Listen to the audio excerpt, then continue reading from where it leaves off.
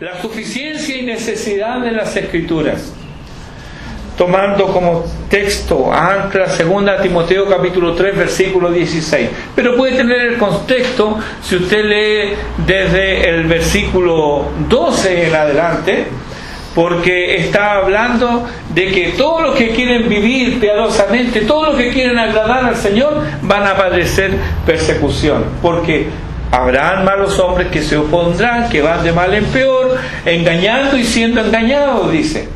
Pero tú, y esto es interesante en las epístolas pastorales de Pablo, pero tú, hay un contraste. Pablo no quiere que Timoteo se conforme, como dice allá en la epístola a los Romanos, en el capítulo 12, no os conforméis a este siglo, no imiten, no sean arrastrados por la corriente, sean distintos. Pero tú, dice, persiste tú en lo que has aprendido y te persuadiste, sabiendo de quién has aprendido y que desde la niñez has sabido las Sagradas Escrituras, las cuales te pueden hacer sabios para la salvación que es en Cristo Jesús. Toda la Escritura es inspirada por Dios y útil para enseñar, para redarguir, para corregir, para instruir en justicia, a fin de que el hombre de Dios sea perfecto, enteramente preparado para toda buena obra. Vimos hace un par de domingos el lamento de Dios por el menosprecio del cual era objeto su palabra, allí en el libro de Oseas, capítulo 8, versículo 12. ¿Recuerdan? Les di a conocer las grandezas de mi ley, dice el Señor. Y ellos la tuvieron por cosa ajena, por cosa extraña. La palabra de Dios no me concierne, no me concierne. Es un libro tan antiguo, ¿cómo me va a estar hablando a mí, un hombre moderno? Esa era la actitud. No me concierne. Su pueblo, su propio pueblo, aquellos que desean ser sus escogidos, trataron su palabra como algo sin importancia. Nunca se detuvieron a pensar que al rechazar su palabra, al no creer en ella, ellos estaban rechazando al mismo Dios, porque Dios y su palabra van siempre juntos, están indisolublemente unidos. ¿Cómo lo sabemos? Porque Dios es santo y su palabra también lo es. Dios es eterno y su palabra permanece para siempre. Dios es verdad y su palabra es verdad. Dios es fiel y su palabra también lo es. Dios llama a la vida y su palabra crea vida allí donde no la hay. Por lo tanto, rechazar la palabra de Dios es rechazar al Dios de la palabra. El domingo pasado fuimos llevados a reflexionar en el hecho de que necesitamos ayuda externa para asimilar su palabra. Con esto queremos decir que necesitamos la ayuda, la operación, la obra del Espíritu de Dios para penetrar en el misterio divino de su palabra, por lo que debemos orar continuamente: Señor, abre mis ojos, como oraba el salmista, y veré las maravillas de tu ley. Sin esa ayuda especial, sin esa ayuda divina, seremos semejantes al ciego que intente descubrir el mensaje que nos quiere dar Van Gogh en sus pinturas. ¿Qué va a apreciar un ciego una pintura? O seremos semejantes al sordo que intenta apreciar la belleza y la armonía de la 9ª Sinfonía de Beethoven, por ejemplo. ¿Qué sabe el sordo? Es sordo. Le da lo mismo una sinfonía de Beethoven que la terrería que hoy día consideran música. Por eso no escucha nada. Así somos. Si Dios no nos ayuda, si Dios por medio de su Espíritu Santo no viene a nosotros para enseñarnos y explicarnos y aplicarnos la palabra de Dios, necesitamos la ayuda divina. Debemos clamar por ayuda. Debemos reconocer nuestra dependencia de Dios para entender, apreciar y gustar de la palabra de Dios. Ahora, ¿por qué debemos implorar ayuda divina para entenderla? ¿Por qué es necesario entenderla? En la escuela dominical estuvimos hablando que, por ejemplo, en el Islam no es necesario entender el Corán, solamente hay que memorizarlo. Pero ¿por qué la palabra de Dios debemos entenderla? ¿Por qué es pecado tan grave y mortal despreciar e ignorar la palabra de Dios? ¿Sabe por qué? Porque este es nuestro manual, no solamente para vivir bien, sino también para morir bien. Vivir y morir para la gloria de Dios. La Biblia, que es la palabra de Dios, según nos dice ahí en Hebreos capítulo 4 versículo 12, también nos dice que es viva y eficaz. Viva por cuanto procede del Dios vivo. Viva por cuanto el Espíritu de Dios obra por ella, y por ella crea y llama a la vida y sustenta además todas las cosas, según nos dice en el capítulo 1 versículo 3 del libro de Hebreos. La palabra de Dios no solo es viva, sino que también es eficaz. Jamás se dirige en vano a ningún hombre. Ella, la palabra de Dios, obra en el hombre arrepentimiento y salvación.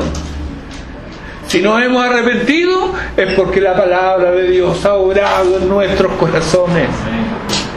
Pero también la palabra de Dios obra resistencia y condenación.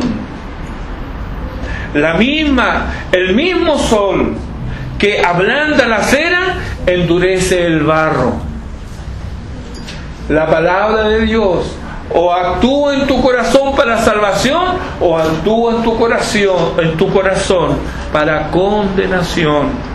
La palabra de Dios que hoy puede salvarte, mañana puede asegurarte una condenación cierta si no obedeces. ¿Cuándo? Hoy. Si hoy oyereis mi voz. Esta palabra, como dice Pablo en 2 Corintios 2:16, en algunos, dice él, es olor de vida para vida, y en otros será o es olor de muerte para muerte. Esta palabra es más cortante que toda espada de dos filos, y gracias a Dios que corta profundamente. ¿Cómo si no habría penetrado mi gruesa capa de ilusión y presunciones? ¿Cómo si no habría puesto al descubierto mi orgullo y mi egoísmo? Si no es penetrando ahí profundamente. ¿Acaso, hermanos, no nos cubrimos con mantos de mentiras y no usamos subterfugios para no obedecer a la verdad? ¿No es esto una realidad en nuestra vida? Pero la palabra de Dios penetra en las partes más secretas y profundas del alma. De tal manera, nos dice el autor de Hebreos, que discierne los pensamientos y las intenciones del corazón. Y a tal punto que no hay cosa creada que no sea manifiesta en su presencia. La palabra de Dios no solo nos renueva, sino que nos examina. Es mejor que un escáner. La Biblia es la mente de Cristo, dice Pablo en 1 Corintios 2:16. Y la voz del Espíritu de Dios, nos dice Hebreos 3:7. Conocer la Biblia es conocer la mente de Cristo. Por eso Pablo podía decir, mas nosotros tenemos la mente de Cristo, porque conocía las Escrituras. Obedecerla es obedecer la voz del Espíritu de Dios. Es de esperar que quienes dicen, es que escuché la voz del Señor. Bueno, ¿y qué te dijo? ¿Te dijo algo distinto de lo que dice en la Escritura? Entonces ese no es el Espíritu de Dios. Porque el Espíritu de Dios te va a hablar conforme a la palabra de Dios. Es la voz del Espíritu de Dios. Dios te habla, entonces, por medio de ella. En Juan capítulo 17, nuestro Señor Jesucristo ora pidiendo al Padre que santifique a todos los suyos, a los creyentes, en la verdad. Santificación es el proceso por el cual nos amoldamos a la imagen de Cristo. Pero, ¿dónde encontramos la verdad? Cristo mismo lo dice en Juan 17, versículo 17. Tu palabra es verdad. El río de la relatividad muestra un crecimiento alarmante y ha inundado las costas de la madurez cristiana. Los hombres ya no son tan hombres. A la confusión teológica y moral se añade una creciente apostasía. Pero tal como exhorta Pablo a Timoteo, también nos reta a nosotros a permanecer firmes y no ser fluctuantes. Nos llama a dejar la debilidad y fortalecernos en el Señor. Nos llama a ser valientes, puesto que Dios no nos ha dado espíritu de cobardía, sino de poder, de amor y de dominio propio. Vamos y luchamos contra la corriente del mundo. Somos llamados a ser distintos. No debemos ceder ante las presiones de la opinión pública ni conformarnos al espíritu de la época, sino que somos llamados a mantenernos firmes en la verdad y proclamando la justicia de Dios. ¿Cómo haremos todo esto? Las Sagradas Escrituras son la respuesta. Pablo insta a Timoteo a persistir en aquello que había aprendido desde su más tierna infancia, según lo leímos en los versículos 14 y 15 de 2 a Timoteo capítulo 3. Madres y abuelas presentes, aquí hay una noble y necesaria labor que ayudará a las futuras generaciones a luchar contra el mundo, contra el diablo y contra la carne. Quiere que sus hijos y nietos permanezcan firmes en la verdad, que no sean arrastrados por la corriente de mentira. Enséñale a partir de ahora la palabra de Dios. Enséñale a tus hijos y a tus nietos las Sagradas Escrituras. Pero para ello debes conocerla y debes vivirla. En la escuela dominical hablábamos de los escribas que conocían, ¿cierto?, las Escrituras. Las Escrituras estaban en su mente, pero ellas no estaban en su corazón. Las Escrituras no los llevaron a ellos a adorar al Hijo de Dios. De la misma manera debemos conocer la palabra de Dios, pero debemos vivirla. La vida de obediencia a las Escrituras debe ser evidente a nuestra progenie. A nuestros hijos y nuestros nietos deben ver, deben experimentar. Mi papá, mi mamá no solamente cree, sino que vive la palabra de Dios. No significa esto que seamos hombres y mujeres perfectos, no, hermano. Pero sí significa que no estamos jugando a ser cristianos. La fe de la madre y de la abuela de Timoteo fue evidente a Timoteo y también a alguien como el apóstol Pablo, según se desprende de esta misma epístola en el capítulo 2, versículo 5. Por Sagradas Escrituras, Pablo entiende todo el Antiguo Testamento, según lo vemos en el versículo 15.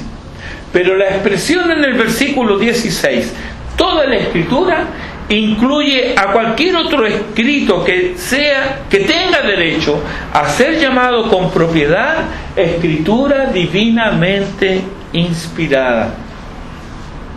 Timoteo desde su infancia conocía, igual que su madre Eunice y su abuela Loida, solo el Antiguo Testamento. Y Pablo le dice que debía permanecer firme, que debía aferrarse a lo que había aprendido y que había llegado a convencer su corazón. Esa sabiduría para la salvación Esa es sabiduría para la salvación por la fe que es en Cristo Jesús, según el mismo Pablo lo atestigua. Esta sabiduría no viene solo por aplicar nuestro intelecto.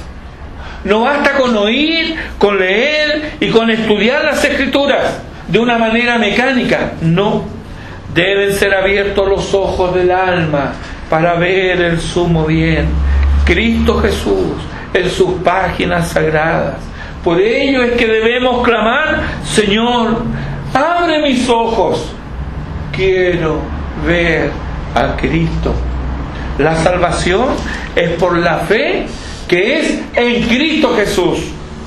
A aquel que ha llegado a la fe se le afirman aquí dos verdades fundamentales en cuanto a las Escrituras, en el versículo 16. La primera se relaciona con su origen. ¿De dónde provienen las Sagradas Escrituras? Hay algunos que dicen: no, la Biblia fue escrita por hombres muy inteligentes. Eso lo escuché una vez yo a un médico.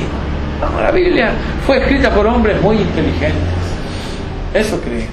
O sea que tiene un origen elevado, sí, pero de naturaleza humana. No, es mucho más que ello. La segunda se relaciona con su propósito. ¿Cuál es el fin que persiguen las Escrituras? Vemos entonces en primer lugar que toda la Escritura es inspirada por Dios. Toda la Escritura, así, con mayúscula, tiene su origen en Dios, pero es más que solo el Antiguo Testamento. Pablo recomienda que sus cartas sean leídas en las reuniones públicas de creyentes junto con las lecturas del Antiguo Testamento, según vemos en Colosenses capítulo 4, versículo 16. La carta que yo les envío, léanla, y después que la lean, la transmiten, la pasan a la iglesia de la Odisea. Y lo que yo le escribí a la iglesia de la Odisea, también léanla a ustedes. Y en los cultos públicos se leía el Antiguo Testamento, pero también las cartas paulinas. Pablo varias veces afirma que habla en el nombre y con la autoridad de Cristo. Lo vemos en Gálatas capítulo 4 y también lo vemos en la primera epístola del apóstol a los Corintios en el capítulo 7. Habla con autoridad de Dios y él llama a su mensaje la palabra de Dios. Y mire este texto, 1 Tesalonicenses capítulo 2, versículo 13.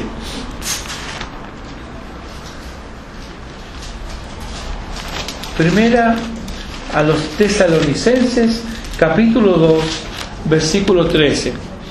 Por lo cual, dice el apóstol, también nosotros sin cesar damos gracias a Dios de que cuando recibisteis la palabra de Dios que oísteis de nosotros, la recibisteis no como palabra de hombres, sino según es en verdad la palabra de Dios, la cual actúa en vosotros los creyentes.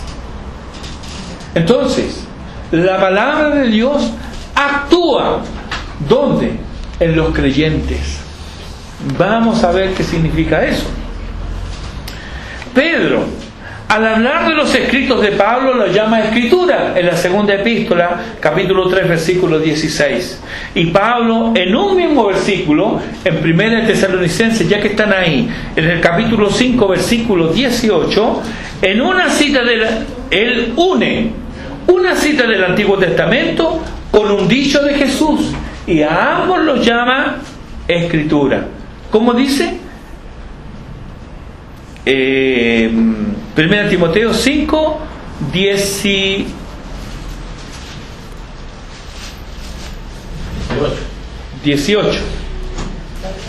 No es 5.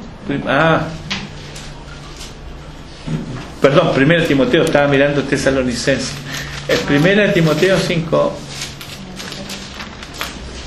18. Pues la Escritura dice: no pondrás bozal al buey que trilla. Esto aparece en el libro de Deuteronomio. Y digno es el obrero de su salario. Esto lo dijo el Señor allí en el Evangelio según San Lucas. Ambas cosas Pablo las une y les llama escritura. Su definición entonces de escritura, toda escritura, es que es de origen divino, es inspirada por Dios. Hemos hablado de inspiración en otra ocasión y no lo vamos a tocar aquí ahora. Ahora, en segundo lugar, Pablo explica el propósito de las Escrituras. Nos dice que es útil. Y es útil porque es divinamente inspirada. Al ser de origen divino, nos asegura su provecho para el ser humano. Notamos ya antes, en el versículo 15, y estamos en 1 Timoteo, nos dijo que las Sagradas Escrituras te pueden hacer sabio para la salvación. Eso le dice Pablo a Timoteo. La Biblia es en esencia un manual sobre la salvación. La Biblia no pretende enseñarnos ciencia, sino hechos acerca de la salvación. Dice Stott: allí aprendemos de la creación del hombre a imagen y semejanza de Dios, su caída en pecado por desobedecerle, y fruto de ello queda bajo condenación él, su progenie y su entorno inmediato. También aprendemos del amor continuo de Dios por él, a pesar de ser criatura rebelde, del plan eterno de Dios para salvarlo por medio de su pacto de gracia con un pueblo elegido, culminando en Cristo, la venida de Cristo como el Salvador, que murió para llevar los pecados del hombre, que resucitado de los muertos, exaltado a los cielos, envía al Espíritu Santo al rescate del hombre, primero de su estado de culpa y separación, luego de la esclavitud y finalmente de la mortalidad en su experiencia progresiva de la libertad de los hijos de Dios. Dice Stott: nada de esto sería conocido si no fuera por la revelación divina. Al ser la Biblia un libro que instruye en la salvación que es por la fe en Cristo Jesús, enfoca su atención en Cristo. El Antiguo Testamento predice y tipifica a Cristo de muchas y variadas maneras. Los Evangelios nos cuentan la historia de su nacimiento y vida, sus palabras y sus obras, su muerte por crucifixión, su resurrección y su ascensión a los cielos. Los hechos nos cuentan lo que siguió con sus seguidores, especialmente los apóstoles elegidos, en la propagación del Evangelio y en el establecimiento de las primeras congregaciones cristianas desde Jerusalén hasta Roma. Las epístolas nos hablan de la gloria de su persona y obra y de cómo ésta influye en la vida del cristiano y de la iglesia. Y para finalizar con el Apocalipsis, donde se describe a Cristo compartiendo el trono de Dios ahora y viniendo en breve para consumar su salvación y juicio. De esto habla toda la Escritura, y esto es toda la Escritura. Siguiendo con nuestro texto, Pablo continúa diciendo que el provecho o la utilidad de las Escrituras tiene que ver con credo y conducta. Credo y conducta. Lo que creo y lo que hago. Muchas religiones hay, y en la mayoría de ellas, aún en sectas pseudocristianas, no importa mucho, a veces no importa nada la conducta del adorante, no importa. Pero en el cristianismo verdadero, ambos, credo y conducta, son inseparables. Los falsos maestros normalmente divorcian estos conceptos para su propia condenación y condenación de quienes les siguen, pero los verdaderos creyentes no separan lo que Dios ha unido, la creencia y la conducta. En lo que a credo se refiere, las Escrituras son provechosas para instruirnos en la verdad y para corregir el error. Todos nosotros, tú y yo, necesitamos instrucción. Aún hay mucho que no sabemos, pero también, cual más, cual menos, necesita ser corregido, necesita ser sacado del error. Hay cosas que hemos aprendido mal, por negligencia nuestra, o por ignorancia de nuestros enseñadores, o por una mezcla de ambos. Hemos aprendido mal algunas cosas, pero lo cierto es que necesitamos tanto instrucción como corrección. En otras palabras, La Biblia nos enseña qué creer y qué no creer. En otras palabras, la Biblia entonces nos enseña qué creer. Y cuando yo expreso mi creencia, yo debo estar seguro que eso que expreso proviene de la palabra de Dios. Tal vez no con las mismas palabras, pero el concepto tiene que estar ahí, hermanos. Porque si lo que yo expreso no está en la palabra de Dios, entonces es una creencia errónea. Y necesito corrección. Necesito corrección. ¿Mantienes una creencia errónea? Entonces déjame decirte con la autoridad de la palabra de Dios que esa creencia no la aprendiste de la Biblia.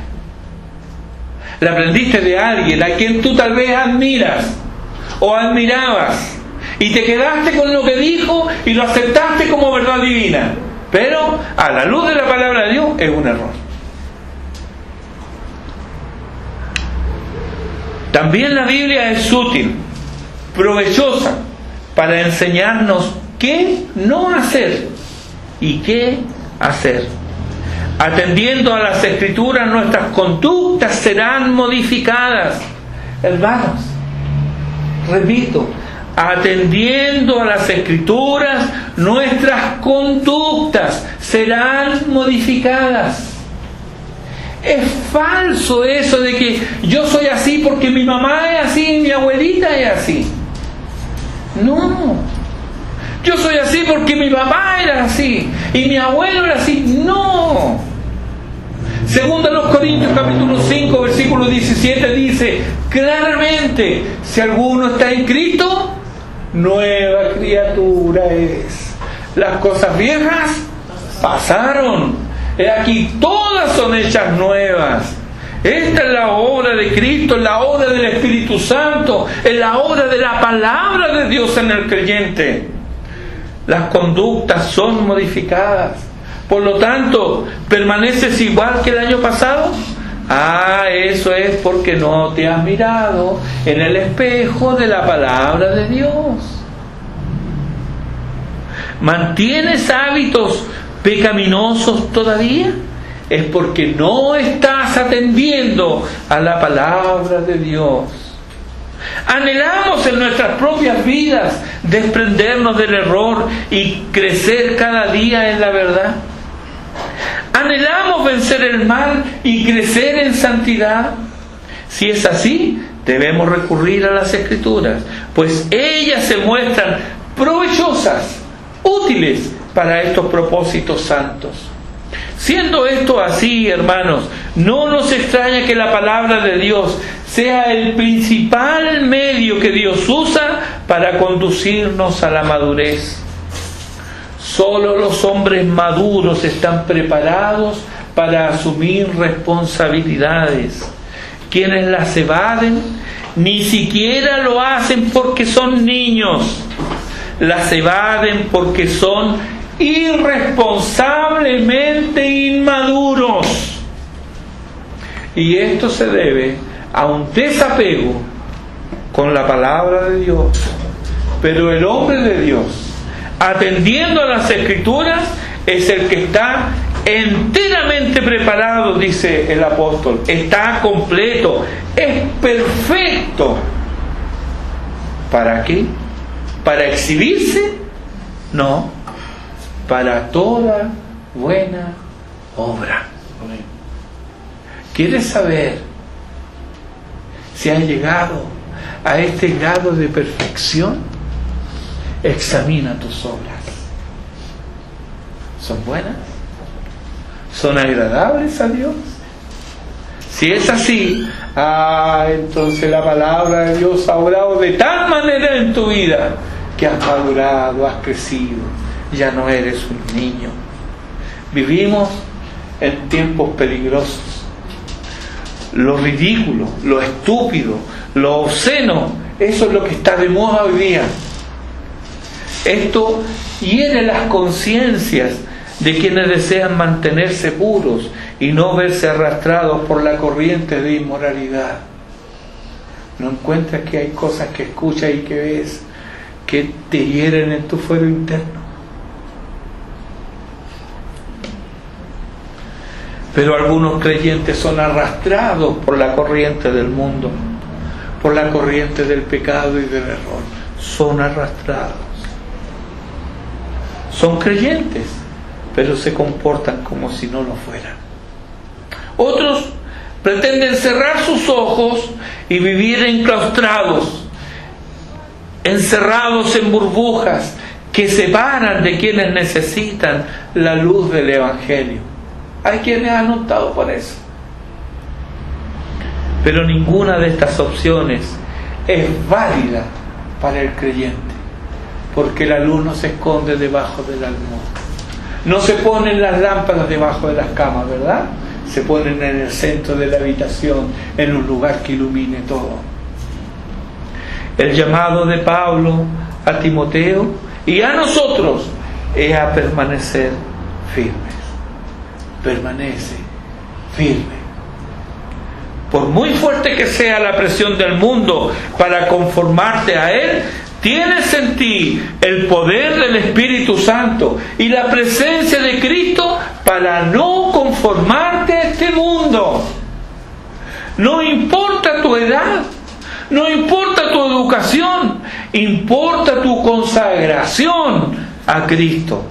Y tu consagración a Cristo no es mística, no, es muy real, puesto que está normada por la palabra de Dios. En estos tiempos difíciles, permite que la palabra de Dios moldee tu vida, que limpie tu mente, que purifique tus pensamientos, que controle tu lengua y que guíe tu vida para la gloria de su nombre y bendición de su pueblo y tuya también. Porque, como muy bien lo dijo Calvino, la Escritura contiene la regla perfecta para una vida buena y feliz. Como hemos dicho muchas veces en la escuela dominical, enseñando los 10 mandamientos. ¿Por qué Dios nos los dio? Para que nos vaya bien. Una vida buena y feliz. ¿No es la que buscamos todos? ¿No es el anhelo de nuestras almas? ¿Vivir bien y ser felices? ¿Queremos ese tipo de vida? Entonces, hermanos, acudamos a Cristo. Él es la fuente y el origen de la felicidad del hombre. Cuando acudimos a Él, vamos a acudir a su palabra, porque Él y su palabra son inseparables. Si necesito realmente a Cristo, y lo necesito, también necesito su palabra. Ella es necesaria para mi salvación. Acudamos entonces a Cristo Jesús. Somos dependientes de Él. Nada podemos hacer por nosotros mismos. Él nos puede guiar en el transcurso de nuestra vida, y el salmista dice que Él nos puede guiar aún más allá de la muerte.